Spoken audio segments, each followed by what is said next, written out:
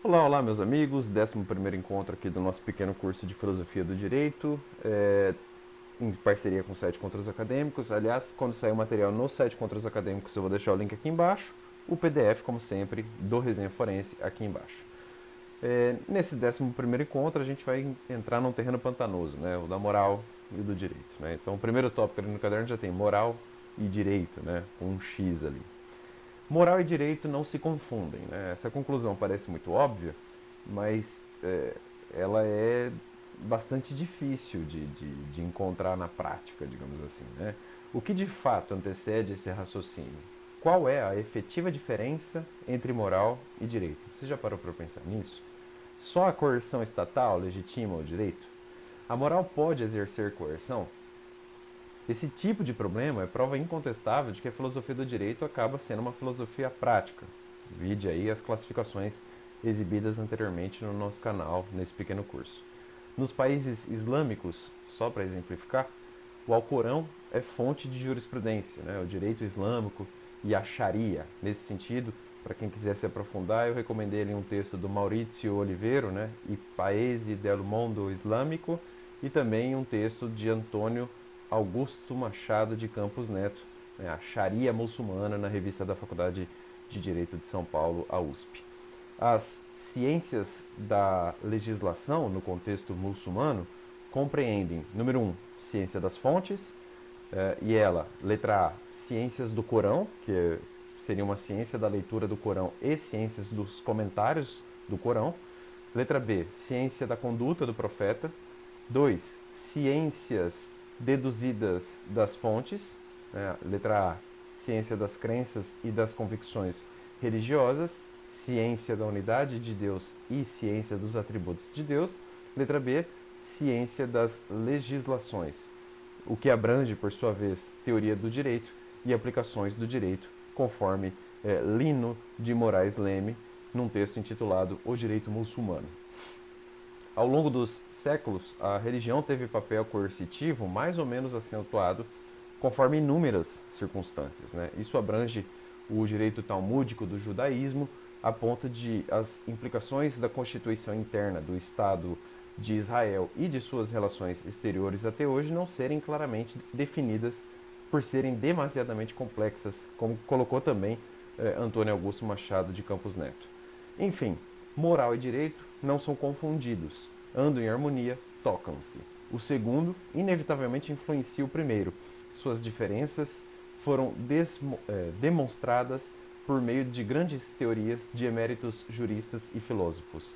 A religião, por sua vez, pode, da mesma forma que prepondera sobre a moral de um povo, exercer grande influência sobre o direito, ditando condutas essenciais para a estruturação de um ordenamento jurídico válido em determinado território. Li aqui Fabiano Yuji Takayanagi. Só isso aí já mostra o quão infantil pode ser o anarcocapitalismo, né? Ele invoca um justnaturalismo desapegado de qualquer transcendência.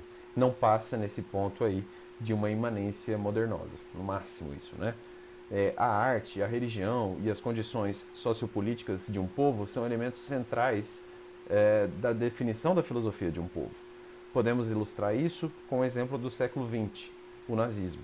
O nazismo subconstruiu uma semiótica, uma arte peculiar, e nesse sentido eu mostraria que o interesse de Hitler nas artes, naquele documentário Arquitetura da Destruição, de Peter Corrin, citei aí no caderno, vale a pena, tem aqui no YouTube, procura aí depois, e basta pensar aqui na suástica e no peso da sua significação, né? Sobre o assunto, recomendo-lhes o podcast Senso em Comum, de Flávio Morgenstern, no episódio intitulado O Nazismo Era de Direita, principalmente a análise que ele faz da cabala hermética, comparada com a cabala judaica.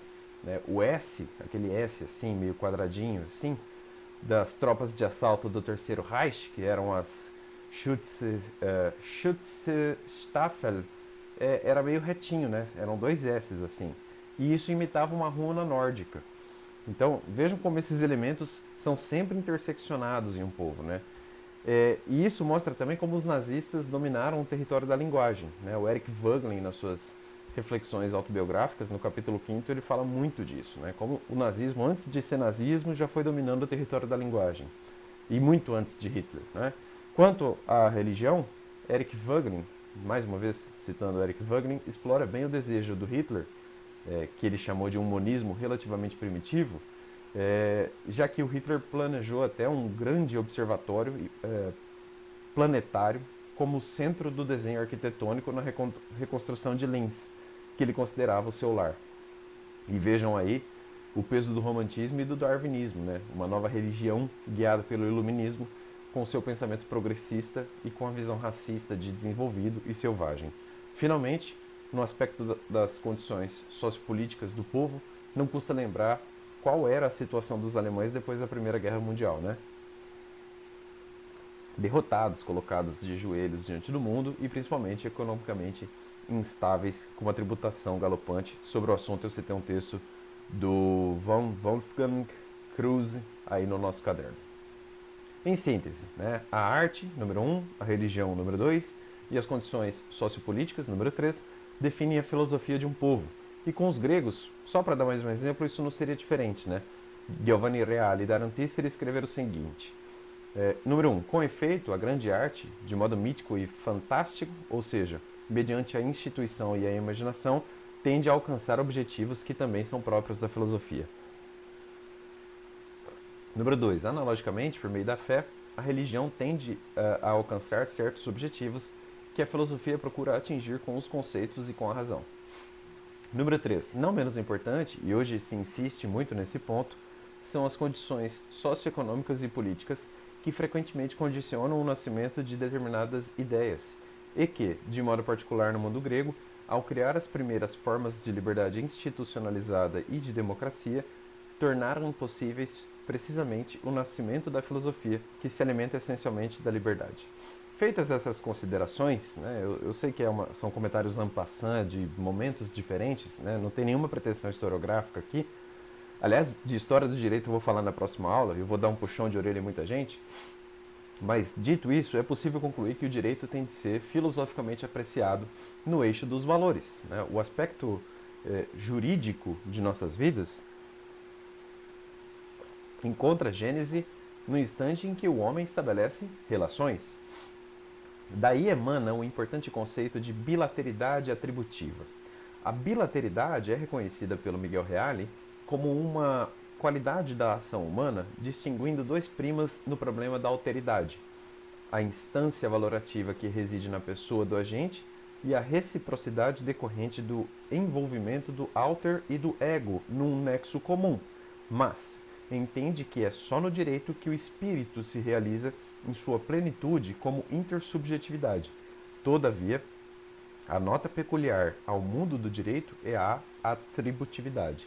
E é o conceito de bilateridade atributiva que põe em realce os dois momentos inscindíveis do direito, o subjetivo e o objetivo, expressos na relação dialética de implicação-polaridade. Eu li aqui Irineu Stenger sobre a obra de Miguel Reale, né, e sobre o conceito de bilateridade atributiva num texto chamado Fenomenologia e Criticismo Ontognossiológico.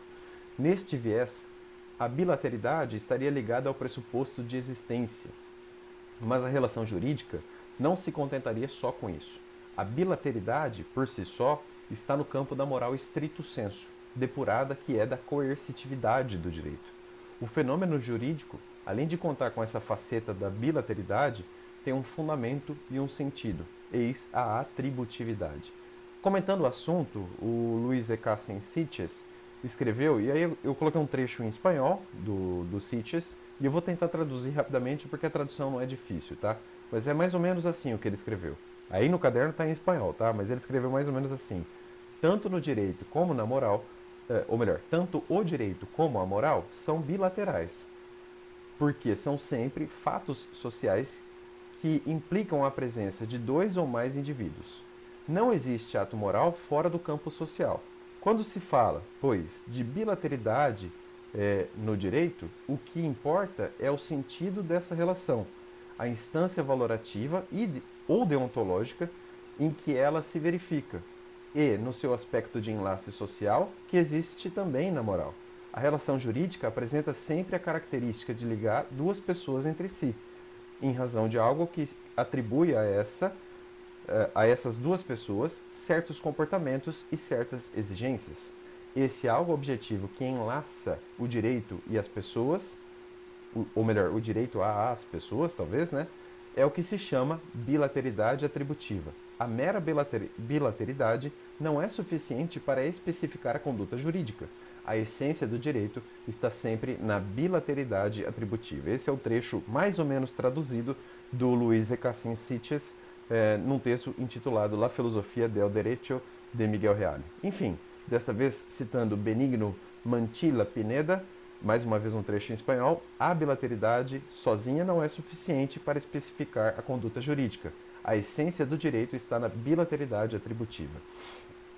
Alaide Taveiros, explorando o pensamento de Hans Kelsen, salientou o seguinte: o dever ser da norma jurídica verifica-se não corresponder ao dever ser da norma ética. A norma ética reza: não mates. A norma jurídica: se matares, serás punido.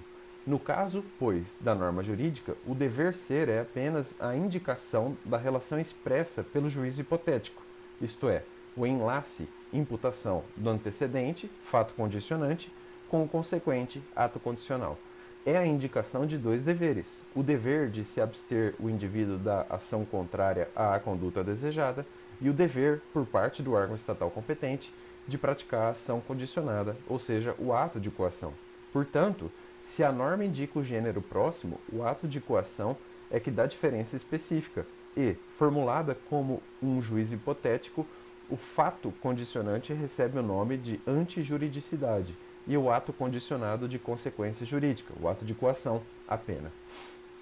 O direito, nessa ótica aí, nada mais é, então, que uma ordem de coação exterior, ou uma técnica social específica, ou ainda um sistema de normas.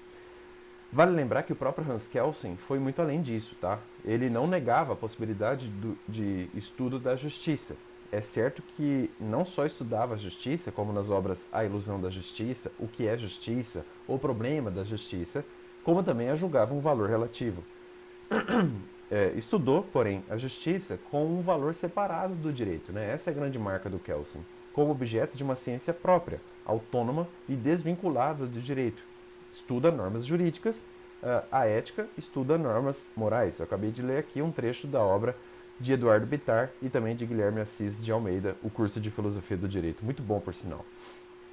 Essa falta de aviso aí tem feito Kelsen sofrer algumas críticas injustas.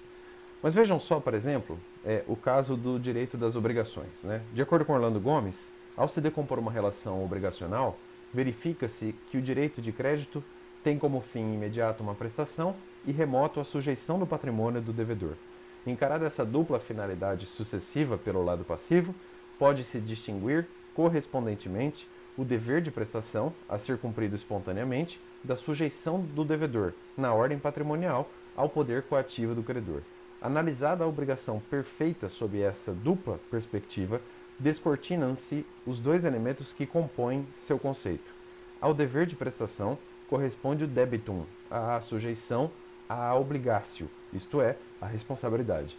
A esta responsabilidade patrimonial empresta-se grande importância no direito moderno, a ponto de se afirmar que a obrigação é uma relação entre dois patrimônios.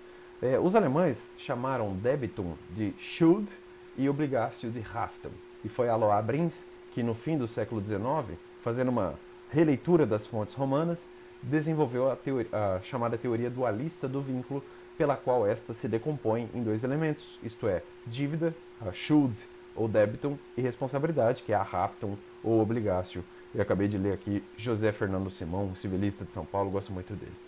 É o direito que tem um elemento que um teórico geral do fato jurídico chama de eficácia. O fato jurídico, só ele, tem feixes eficaciais. Assim, o direito é a esfera hábil para repercutir no campo situacional da esfera jurídica de alguém, com obrigações, deveres, sujeições, faculdades, ônus, etc. A moral, em tese, seria despida disso. A possibilidade de manejar coerção estatal ou jurisdicional contra um patrimônio, por exemplo, significa um espectro bem peculiar desse campo situacional. Aí nós temos a categoria da exigibilidade, que seria responsabilidade, Haftung ou obligatio. Discute-se discute-se e tudo parece descambar na velha sugestão de Cristiano Tomásio. Em sua obra Fundamenta Iuris Naturae et Gentium, em 1705, formulou o primeiro critério diferenciador entre o direito e a moral. O jurista e filósofo alemão, com a sua teoria, pretendeu limitar a área do direito ao foro externo das pessoas, negando ao poder social negando ao poder social legitimidade para interferir nos assuntos ligados ao foro interno reservado à moral. O direito se ocuparia apenas dos aspectos exteriores do comportamento social, sem se preocupar com os elementos subjetivos da conduta, ficando assim alheio aos problemas da consciência, é o que escreve Paulo Nader comentando essa obra. Ele, ou seja, o Cristiano Tomásio, considera 3 princípios: o justum, o decorum e o honestum. No primeiro, se funda o direito natural, cujo fim é garantir a paz da ordem externa. No segundo, a política, cujo fim é realizar, mediante a benevolência, as exigências dessa paz. No terceiro, a ética, que visa alcançar a paz interna da alma, é o que diz Alexandre Correia. Essa separação radical apresenta alguns problemas, no entanto, né? A escravidão, por exemplo, não é admitida pela concepção justnaturalista de Santo Tomás de Aquino. Ela seria um instituto do direito das gentes, tomada aqui a expressão antes no sentido que lhe deu Isidoro de Sevilha e que se aproxima do moderno direito internacional público, lendo mais uma vez Alexandre Correia. Então, essa divisão endurecida de moral e direito, segundo essa pauta foro externo e foro interno, pode ser duramente contestada. A assim chamada teoria da coação, que verão nos manuais por aí, bastante invocada para diferenciar a norma ética da norma jurídica, costuma sofrer contraponto interessante. Há normas jurídicas cumpridas de forma espontânea, de maneira que o direito se cumpre e se realiza também por iniciativa espontânea dos obrigados. Há ainda muito a se produzir a respeito dos debates que envolvem esse tema, né? Eu citaria aqui, só para dar um exemplo, as objeções de partidários da filosofia de Krause, como Arens e Tiberghien, um jurista belga que se apropriou também da filosofia de Krause. E aí eu trago algumas recomendações como Paulo Carneiro Maia, o Limon de França também falou disso, e mais precisamente no âmbito historiográfico eu citaria aqui a obra de Cabral de Moncada, um jurista português que escreveu sobre história do direito. Evidentemente o assunto é muito complexo, tá? E esse pequeno curso, como eu sempre aviso, tem o objetivo apenas de situá-los na matéria e não propriamente de aprofundar nessas questões. Então ficam mais sugestões para que vocês possam estudar e se localizar nesse complexo tabuleiro da filosofia do direito. Eu volto na próxima aula trazendo avisos importantes sobre a história do direito. Um abraço forte, pessoal. Até mais.